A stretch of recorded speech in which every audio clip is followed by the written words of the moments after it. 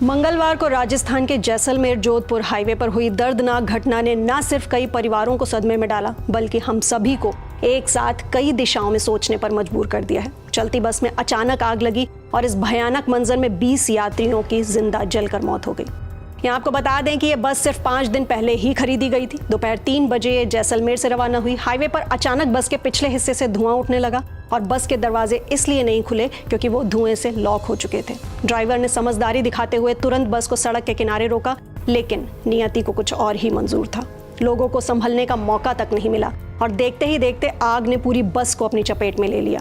मरने वालों में एक ही परिवार के 5 लोगों के साथ एक कपल भी शामिल था जो प्री वेडिंग शूट करा के वापस लौट रहा था। उस वक्त का मंजर कुछ ऐसा था कि यात्री जलते हुए हाथ जोड़कर चीख रहे थे। मौके पर पहुंचे ग्रामीणों से अपनी जान की भीख मांग रहे थे कि हमें बचा लो। ग्रामीण पानी के टैंकर लेकर दौड़े, महिलाएं रोती रहीं, पर आग इतनी ज़्यादा तेज़ थी कि बस के अंदर कई लोग देखते ही देखते कोयले में बदल गए।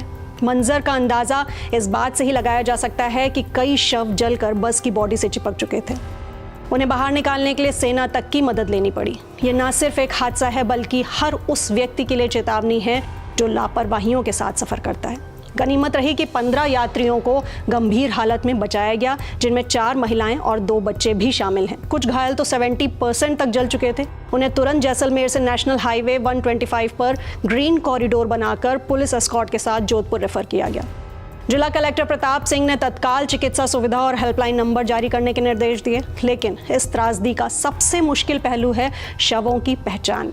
जिला कलेक्टर ने बताया कि कई शव इतने ज़्यादा जल चुके थे कि उनकी पहचान करना मुश्किल है। इसलिए जोधपुर से डीएनए और फोरेंसिक टीमें मौके पर पहुंची हैं। अब मृतकों की पहचान डीएनए टेस्ट के जरिए होगी, जैसा कि अहमदाबाद विमान हादसे में किया गया था।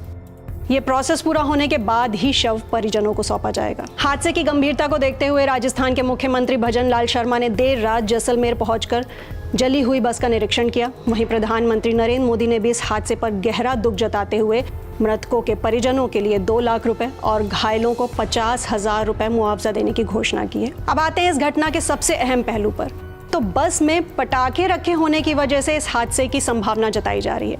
तो दोस्तों, ये जानना बहुत ज़रूरी है कि पब्लिक ट्रांसपोर्ट जैसे बस, कार, टैक्सी या ट्रेन में पटाखे लेकर जाना पूरी तरह से इल्लीगल है।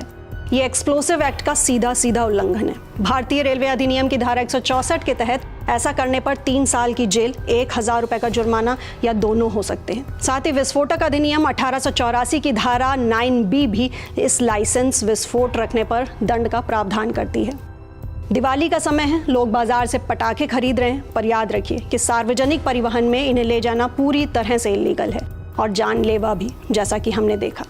इसी के साथ 2023 में देश में सड़क हादसों को लेकर एनसीआरबी की रिपोर्ट पर अगर नजर डालें तो ये संख्या बढ़कर 4,64,029 हो गई है, जिनमें 1.6% की बढ़ोतरी के साथ 1,73,826 लोगों की जान जा चुकी है। ऐसे में यह हादसा न केवल एक त्रासदी है, बल्कि ये हम सभी से एक सवाल पूछती है कि क्या हम अपनी और दूसरों की जिंदगियों को खतरे में डालने वाली इन छोटी छोटी लापरवाहियों को नज़रअंदाज यूं ही करते रहेंगे।